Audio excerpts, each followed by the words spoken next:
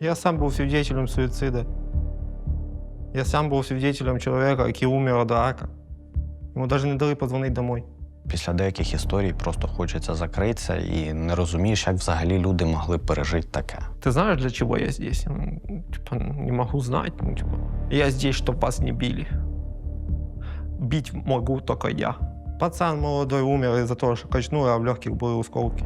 Катування статевих органів трапляються дуже часто. Перше питання, а чи буду я мати дітей? То українці били українців краще, ніж росіяни, які заїхали. Получается, да. Це саме і противно. 1500 присідань з простреленими ногами, катування струмом, голод, відсутність лікування. Заборона смертельно хворому на дзвінок рідним. Через ці катування проходили українські військовополонені. Але це тортури відбувались не в російській колонії, а на окупованій території Луганської області. І знущалися з українців теж українці, які перейшли на сторону росіян. Не всі бранці пережили тортури в колонії Суходільська, що на окупованій Луганщині. Проте, через що проходили українські військовополонені в цій колонії та хто завдавав їм страждань, ми розкажемо далі. Діма, воєннопленний бивший, отсидів в полоні, якщо бути точним, 1427 днів. А як ви потрапили на війну?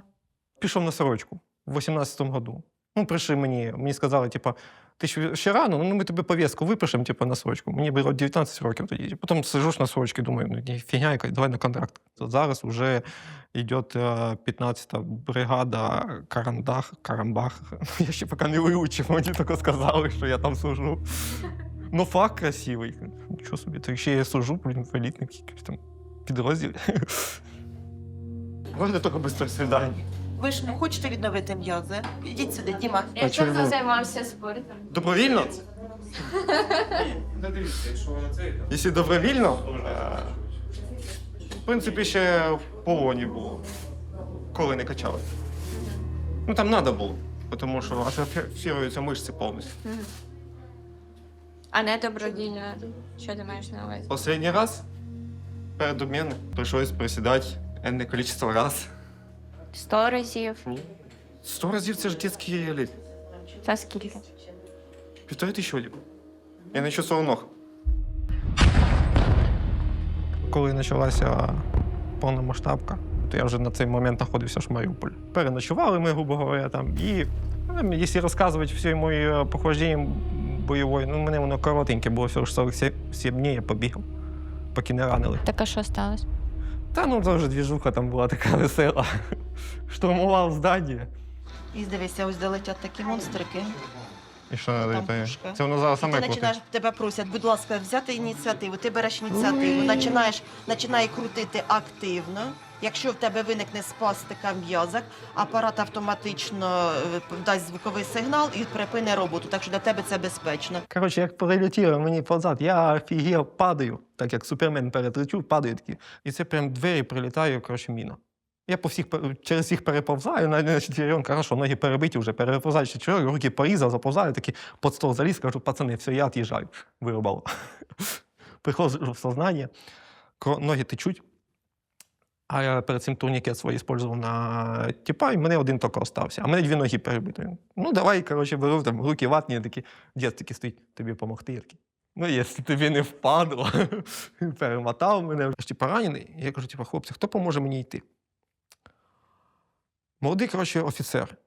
Не знаю я, хто він такий, не знаю, молодий офіцер. Каже, типу, я не можу, у мене сумка.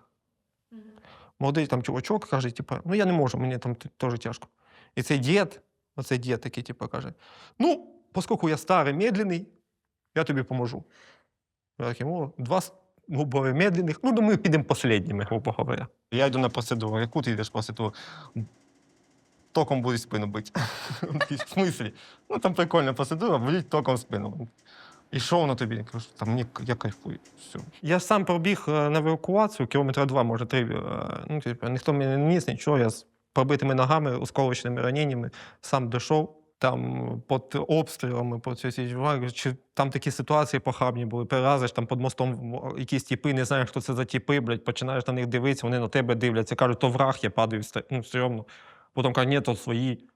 Я встаю, йду до них, Потім знов кричать, ні, то все-таки враг, я знов падаю. Потім третій раз кажуть, типу, та ні, це вже свої. Я такий, та мать його, вже свої, не свої, я пішов, коротше. Ви задовбали. Я тут, блін, стою, падаю. Ну, типу, я ж першим. Я пішов першим, тому що через забор переприв, він 4-метровий. Мене підкинули, перекинули, коротше. Я чого пішов першим, тому що, ну, назад я вже не залізу, і сучі чого. І останнім не хочеться бути. Ну, я кажу, піду першим, пофіг. Як відбувався цей вихід в полон з Ілліча? Ну, там щось договорилися, ці шишки більші, я не знаю, що вони там добазарились. Для ранених, типу, машина їздила, грузили всі. Ну, то тебе на машині забрали. Ну, типу, остання партія. Я якраз добрався до інтернету, общався з сім'єю, там, казав, що я все здаюся в полон, там, типу, що я ранений. Ну, я зарані всіх предупредив. Та я взагалі сарказмом писав. Я казав, що щось все ноги оторвало. Вона казала, господі, вернися, ми тебе, ну не переживай, все буде. Я кажу, та ну ладно, не оторвало, як друшляк. Як це як друшляк? Ну, дирявий. Ну, як це дирявий? Ну, лишні дирки появились. Я все максимально намагався преподати, типа, шутку. А дружині що написав, коли виходив в полон? Теж з сарказмом там писав всякі шуточки, не помінай ліхом, там, типа, живи, кайфуй, наслаждайся. А вона тобі що? Плакала? Вона каже, ти що, дурной? І зразу мені вже там, я хочу дітей. Я кажу, так не проблема, знаєш, скільки у мужчин ще свободних, візьми когось. Вона каже, я хочу від тебе. Я кажу, ти що гониш, я там буду в полоні. Не ділай з себе монашку. У мене молода, красива, типу, жена, ну, що, і 21 на той момент, бо мені 22 було. Ну що, я що, якийсь тиран чи що, блін. Я ж не знаю, скільки, я в 4 роки в полоні просидів. Ну, типу. То ви з нею спілкуєтесь зараз? Да. Дочекались? Ну да, виходить. До війни в мене вес був 98 кг при вирості, а самий критичний вес в полоні в мене був 54 кг. А зараз в мене 70. Ну, достатньо схудо. Я був як анорексичка. І можете знятися кофточку, друг. Щоб вони так, мене немає мишечної маси, які я буду знімати, щоб я на камеру виглядав як анорексичка. Ми руки в боки, і ми починаємо Ну, з це буде для носочка мене перекати, з тяжело. носочка на п'яточку. Ну, ви що, це ж... Пробуємо легенько на пів сили, раз, і опустилися, і ще знову. Угу. Акуратненько. Ми контролюємо, раз, не хвилюємось, раз. Взяли в полон Ілліча. І яке було перше місце несвободи утримання? Це були якісь бараки на Сартані. Ну, там було похабно. Це, грубо говоря, там, я не пам'ятаю, то ли 4, то ли 6 було бараків. І в кожний барак по 500, там по 600. Я не знаю, там просто толпа народу було в один барак, і все. Ну, це як скат якийсь. На другий чи на третій день мене перевели в барак з раненими. І то я приходжу до хлопців, кажу, мені треба ж перев'язку зробити. А хлопцям видали настільки похабні ці... Коротше, ну, таке чувство, що я вже хтось пользувався цими бінтами. І мені хлопці кажуть, типу, тебе намного краще бінти, ніж нам дали. Давай ми просто тобі там понади поміняємо. Нам давали баночку, така, типу, як сухпайкова 200-грамова каша на 4 чоловіка. Потім, один раз в день. Потім дали, коротше, таку ж саму баночку на 10 чоловік. Вони потім повезли на Суходольськ, і на Суходольськ я саме довше відсидів. Я там відсидів 3 роки почти. Суходільська колонія на Луганщині працювала до серпня 2025 року. Після окупації її передали під контроль так званої ЛНР. А згодом росіяни створили там свою виправну колонію номер 4 і утримували українських військовополонених. Звільнені бранці неодноразово розповідали про систематичні катування, психологічний і фізичний тиск з боку працівників колонії. В Суходольській я був лежачим, поки мої ноги не заросли. Там обешник був. Зараз він там начальник зони, я забуваю, як його звати, Каливан, коротше. Якщо він мене смотрить, передаю привіт. Противний чоловік, коротше. А якщо бути точним, то уїбан. Він відповідав за наш кач. Він відповідав за наші... Тобто він був, ну, тобто, без нього це не відбувалося. Коли ти присідаєш, допустим, за якесь маленьке коротке время 500, там, 5000 раз, коли ти стоїш в невдобній позі, тобто повтора, там, довгий період времени, коли ти там лазиш гуськом, ну, знаєте, що таке гусьок? Гуськом там по 500 метрів, туди-сюди, там алейка 100 метрів, ти туди-назад, туди-назад, туди-назад. Ти вже не лазиш, тебе ноги вже не роблять. Коли ти максимально атрофірований, коли тебе не кормлять нормально, коли тебе немає ніяких вітамінів, і коли ти вбиваєш сустави оцими гуськами, извините, мене зараз досі коліна, блядь, хрустять, блін, як, не знаю, мого діда, мабуть, такого артрита немає, не хрустять, так як в мене зараз. Ми змогли ідентифікувати чоловіка, якого Дмитро називає Каливаном. Це Віталій Картишков, заступник начальника Суходільської виправної колонії. До 2014 року на своїй сторінці в Однокласниках він публікував фото з українських міст. Зокрема, з Києва, Бердянська, бував в Карпатах. Є також фото з Коломиї на фоні найбільшої писанки в світі. А от з 2014 року, відколи Росія захопила частину Луганської області, на сторінці Віталія з'являються публікації на підтримку Росії. А на відпочинок він тепер їздить хіба що в Геленджик. У травні минулого року Картишков брав участь у заході до 80-річчя перемоги. А в грудні того ж року він долучився до новорічної акції «Ялинка бажань». Знімав із ялинки листи дітей і виконував їхні бажання. За даними СБУ, Картишков уже має підозру в справі про жорстоке поводження з українськими військовополоненими. Раніше ми записували свідчення військового, який теж перебував в Суходільській колонії. Прикордонник Анатолій Ткаченко тоді розповів про смертні випадки та примус розмовляти російською. Були і паралізовані були з великим тиском. Було два померли. Один від інсульту, а один від запалення легень. Там, якщо ти будеш говорити українською мовою, то ти зразу получиш палкою по хребту. Картишков ВГ, перебуваючи у своєму кабінеті, діючи умисно з метою завдання фізичного страждання, приниження честі та гідності, продовжив вчиняти жорстоке поводження з військовополоненим, а саме використовуючи технічний засіб – військово-польовий телефонний апарат ТА-57. Приєднав електричні дроти до мочок вух та систематично подавав струм, чим заподіяв сильний фізичний біль та страждання потерпілому. Картишкова підозрюють в жорстокому поводженні з військовополоненими, вчиненому за попередньою змовою групою осіб. За словами Дмитра, в Суходільській колонії померли щонайменше 4 українських військовополонених. Я сам був свідетелем суїциду. Я сам був свідетелем чоловіка, який умер від рака. Йому навіть не дали подзвонити домой. Чоловіку сказали, ти болен раком, тобі залишилось жити полгода. Він прожив полгода, він навіть чуть більше прожив полгода. Но ему за це время навіть намека не дали на те, щоб подзвонити домой і сказати, типу, попрощатися з сім'єю. Да, тебе не випустять, ну дайте хоч подзвонити, попрощатися. Фіг там. Чувак суїциднувся, спригнув, блін, з 2-го етажа, тому що по-другому не знайшов виходу. Пацан молодой умер из-за того, что качнуло, а в легких были осколки. Дед умер, ну я не помню, чего дед умер, тоже сердце вроде. 4 чоловіка, я знаю, що умер. Ну, це там, де я був. Ми ідентифікували ще 3 працівників Суходільської колонії, які можуть бути причетні до катувань українських військовополонених. За допомогою хакерської групи «Кіборг» ми отримали перелік всіх працівників колонії. Серед них Дмитро впізнав кількох людей, які під керівництвом Картишкова знущалися з полонених. Це Антон Мазюкас, оперуповноважений оперативного відділу, родом з Луганська. Роман Хайнус – заступник начальника відділу соціально-виховної та психологічної роботи.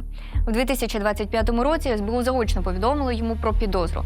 За даними слідства, він разом з іншими працівниками колонії брав участь у побиттях і катуваннях полонених. У відкритих джерелах він продовжує з'являтися і пізніше, зокрема на публічних заходах у 2024-2025 роках в Краснодоні. Ще один фігурант – Леонід Руденко. Судячи з його соцмереж, до 2014 року він міг служити в Державній прикордонній службі України. Після окупації, за даними слідства, він перейшов на бік росіян і увійшов до адміністрації колонії разом з іншими працівниками. Адміністрація відбирала часть нашої пайки, ну, типу нашої їди, і давала цю пайку іменно роботникам. Тобто, таким образом, типу, поощрялася робота.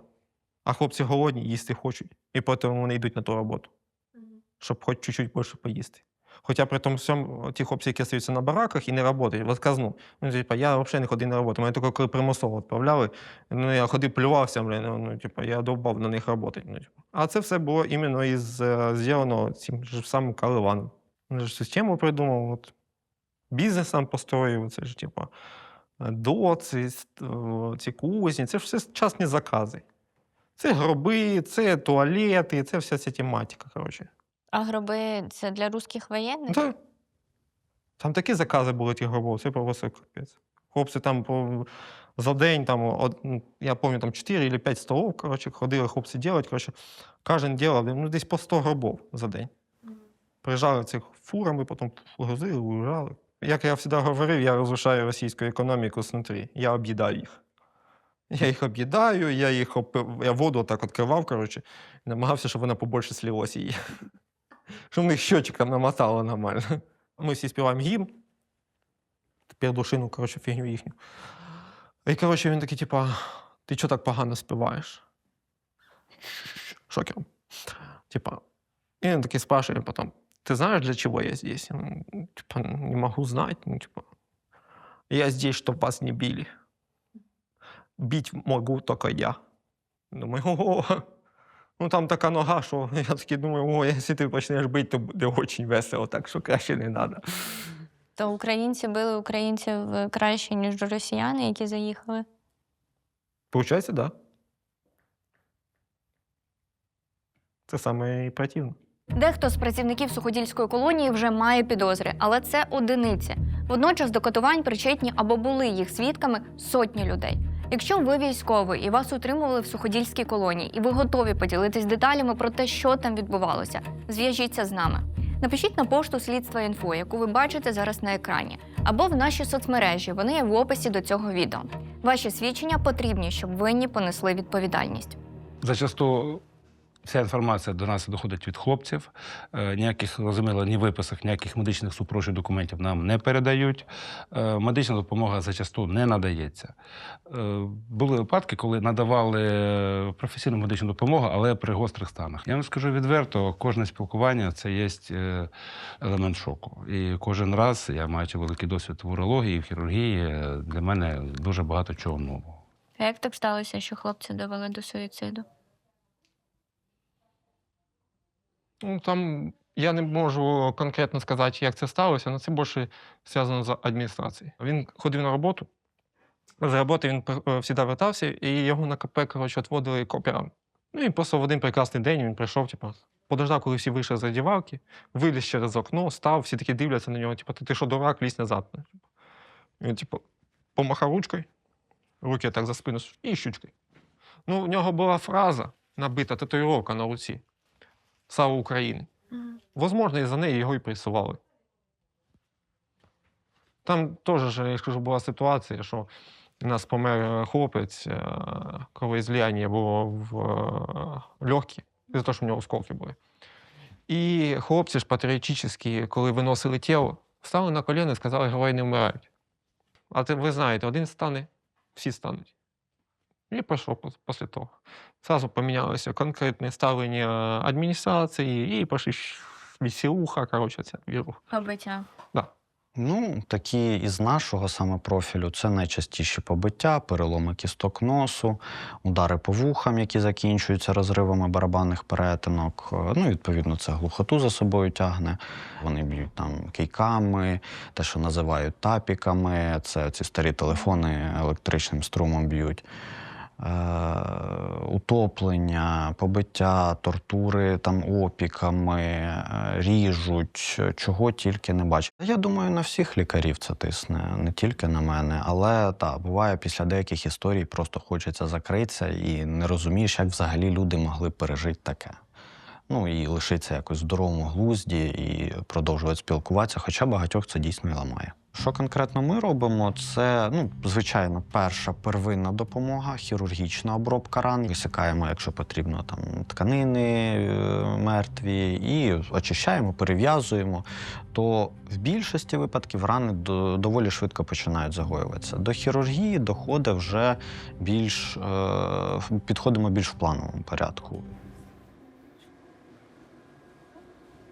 Ну нічого, давайте сьогодні ще раз на 10-ку, сразу по факту. Добре, а як скоїться? Он писав. А то забував. То ли в мене імунітет вже клітичиться. 10 хвилин треба позбирати у нас 10 мА. У нас було сьогодні 8,3. Та мало. Мало? А там скільки було? Там 10 тисяч чи 15 тисяч. Міліампер? Ну не знаю, там скільки видає шоків. 10 тисяч зайде. Перше питання, яке мені задають хлопці, коли ми з ними спілкуємося, як з лікарем-урологом, перше питання, а чи буду я мати дітей? Чи зможу я жити повноцінним соціальним життям своєю дружиною? Так, можемо відчувати цей міф. Все лікується і все в них добре. Катування статевих органів трапляються дуже часто.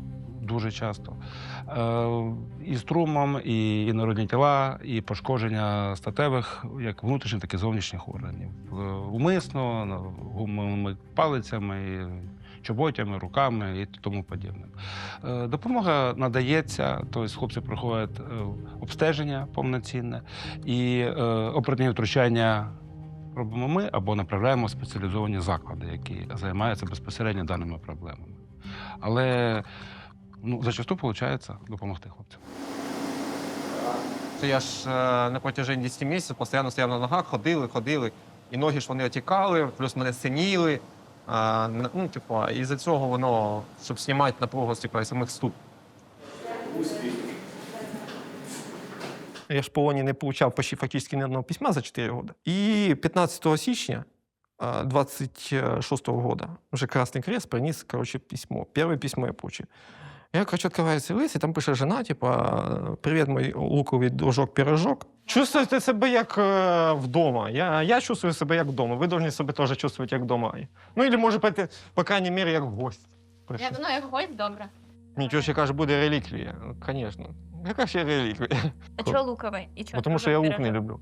А. А пирожок, бо я був толстий. А вам давали змогу написати листи рідним? Ні. І мені одразу хотілося лист в ответку написати. Типа, «Привіт, бідолага. Я вже не луковий дружок-пирожок. Тому що я вже їм лук. Я вже не пирожок. Не знаю, що пропустить, що не пропустить. І одразу такі, привіт, любимая, банально. Привіт, Віолетта, банально. Привіт, Вілка, банально. Привіт, бідолага. Звучить. Все, вам. Все, розгодіться, до свидання. Просто кажеш, ні. У мене там такий чувачок сидів, він получив лист вдома. Жена написала, моя дочка там поступила, грубо говоря, на юриста. Він такий сразу, ух ти, а хто такий юрист? А куди це ж? А куди вона поступила? А потім жена пише, я виконала нашу мечту, я зробила забор. Він такий, куди забор зробила? Там 75 метрів забору. Куди він? Зачем він нам треба, той забор? Це сразу емоції, ти бачиш чоловік. У нас в камері сидів Саня такий. Йому дівчинка своя написала листи, штук 15 йому прийшло листів зараз. Він самий багатий на листи у нас був. Він самий багатий був. Ми йому так завідували, скільки листів. І дівчинка, я кажу, чувак, вони ж обручились. Я кажу, ти прикидаєш? Вона 4-літня невеста. Не, щоб ви 4-літньою жіною, вона 4-літня невеста. На тебе жде 4 роки. Це та невеста в тебе. І там сразу, що вона все описує, я поступила, купила собі, мама купила їй шпіца, подарила. Він каже, шпіц, так це ж не собака. Зачем? А потім в слідчому листі читає, а оказалося, що у моєї Олечки алергія на собак. Він такий, слава Богу! Тому що шпіц – це не собака. Воно визиває такі емоції, воно, одразу піднімає тебе. Мені кажуть, багато хто писав, листи. Просто за все время дійшов тільки один лист. І якщо буде така можливість, кажу одразу, намагайтесь писати почаще. Може, навіть якийсь один той лист, де і зайде, воно одразу емоціонально піднімає хлопцям настроєння. Вони розуміють, що вони не одні. Їм потрібна підтримка, їм потрібна турбота. Без слів «я тебе розумію» і «я знаю, як тобі там було важко», бо ми цього не знаємо і ніколи цього не дізнаємося. Не героїзуйте їх. Сприймайте їх як людей, воїнів, які пройшли кожен своє пекло, але вони залишаються людьми і продовжують своє життя, і їм треба самим ще навчитися з цим жити. У нас ще так відбувається таке, як фототека. А що це? Це нам показують на протяжении 2 часов ежедневно, з понеділка по п'ятницю, список всіх безвісті пропавших. І також ті, хто знаходиться в полоні.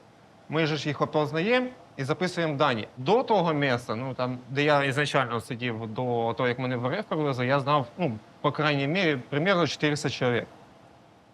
Пофамільно так. Лицо, 3 роки просиділи вместе фактично.